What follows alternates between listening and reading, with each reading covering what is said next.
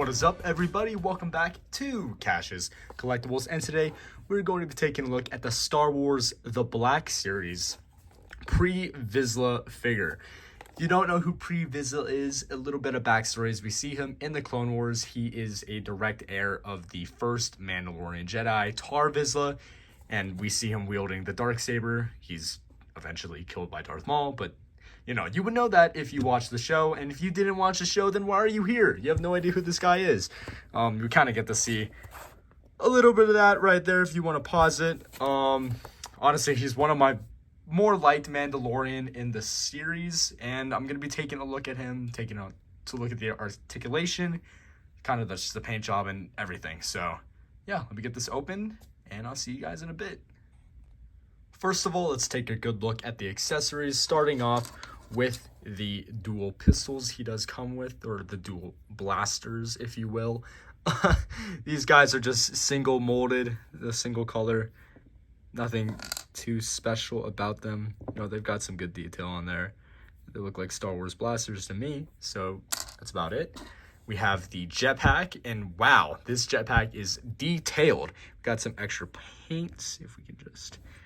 You see those paints right there? Some nice shine to it. Obviously, the back connects in these 3 pegs, just like any old Black Series backpack.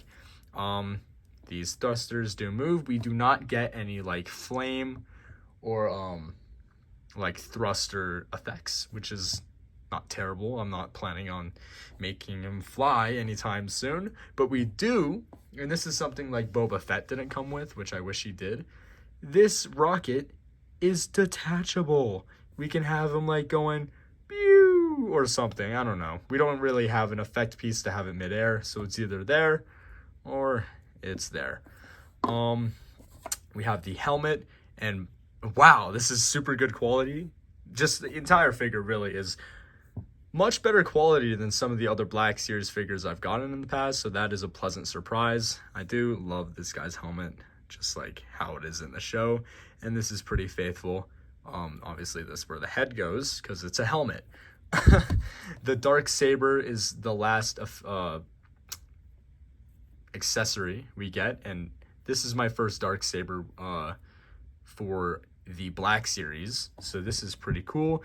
It's just a single color mold on the hilt, which isn't too, not accurate. It's the Darksaber is like one color, so that's good. And then the blade is as good as you're gonna get. So, not a lot to talk about, but it's pretty cool. The figure, let's start off with just some key points. That's where the backpack goes. There are some holsters right here for the 2 pistols. So there's one on each side like that.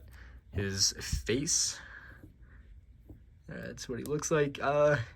I mean, the thing is, in the Clone Wars, he looked way different, but this is like the realistic version. So, I mean, it's cool, but doesn't really look like how he did in the show.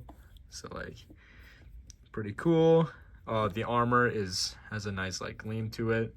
The paint is nice. I can't really nitpick any single thing about this that I don't like. The gauntlets are cool.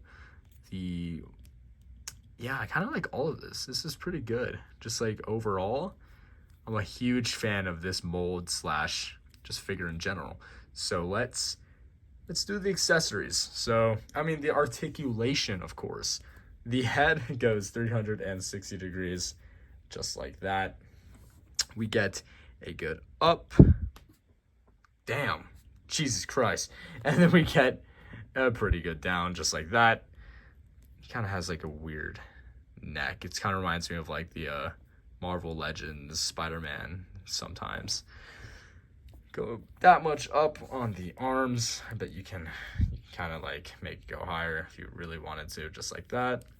The spin, you got a 360. You get a rotation here at the elbow, which is different. Do we get a rotation at the actual elbow? I don't think we do. But I think that's mainly because they want this flap to kind of blend, because that's where the wires go, this flap, right? So that's pretty cool. And then the gauntlet moves, I think. Or I think the gauntlet moves with the hand, which is pretty cool. You see that? So that's interesting. And this part right here doesn't move. So that's pretty cool. I don't think I've seen that yet in a figure. Obviously, this arm is the exact same. We get 360 at the waist. We don't really get much up and back or side to side. The belt kind of does move up and down depending on like what you do with it. See, it kind of goes up. Well, I think that's it. We get this much up forward for the leg and pretty much no backward. We don't get that much to the side. We get a full, I bet it's a 360. I'm pushing it. I mean, it is a 360, but it's just a weird, cause like this piece is like clashing with that. So we get the knee, which is really nice, covered by the knee joint or the knee pad, double jointed right there. Ooh, and the ankle, just like all others, has this weird like thing up and down. So that's about it for the articulation. Let me show you off the accessories a bit. I'll just put on the helmet. Oh, that looks super cool. All right, and obviously I'm gonna be posing this guy with the Darksaber. If you aren't, then that's a serious problem. Put the blasters in the holsters just like that. The jetpack goes on the back like this. I'm not sure what this is for. Is that for? I don't know. You think you could just store this? No, my first thought when I see something like that is for a lightsaber, but I'm not sure what that's for. I don't know. Maybe that's a mistake. Who knows? But wow, the helmet really does help this figure a lot. This figure is super detailed already, and the helmet just helps that just so perfectly. So I can put the Darksaber in just like this. Have him go rah like that. So let me break out like the stand and stuff like that, just so I can show you guys this figure in a bunch of different poses. All right, this is the first pose I kind of put him in. Just imagine he's just standing there. He has his Darksaber up. He's the ruler of Mandalore. I kind of got him on a flight stand just because I found that that's kind of the easiest to display these figures, just even if it's not technically a in-air type of pose. So yeah, he's kind of just standing there, you know. I don't know if I'll pose him like this. I kind of want to find some more more complicated poses, like three-dimensional poses, something that'll catch the eye, right? This is cool. It kind of fits the character, but it's not necessarily the most interesting thing. So let me play around with it a little bit more, and I'll get back to you guys. This one is also pretty cool. I kind of got him in midair, flying kind of this way. You know, he's just kind of looking up. He has his Darksaber in hand. Just imagine he has those thruster effects just lifting him off the ground. The thing is, I don't really have any more flight stands to just like throw around in my setup, so I am going to be displaying him on like the ground, so I'll be figuring something else like that. But this is pretty cool. I do like the I love just the color of this figure in general, just the silver, and then I like the way the Darksaber just looks in his hand. So overall, I do like this figure. I'll do a couple more poses. So this is kind of more of like a battle ready. I don't really like this one, to be completely honest. I tried to get like two hands on the Darksaber, but it didn't really work. So if you want to do something like that, you can, but this is kind of what it's going to look like, which isn't the best thing in the world. I mean, I guess it's kind of cool. I mean, again, this isn't like an in-air stand, so like, I don't know. He'd just kind of be standing there going, right, with the Darksaber. So, I mean, it's cool, but not my favorite. I think I found the pose that I'm gonna use this guy. I kind of played around with it just a little bit, and I kind of got something a little more like this.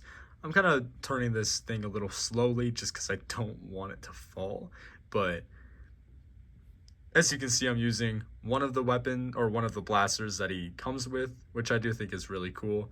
I kind of felt like one of his hands was fairly empty after the other one has the dark saber, so I kind of do like the way that this pose kind of presents itself.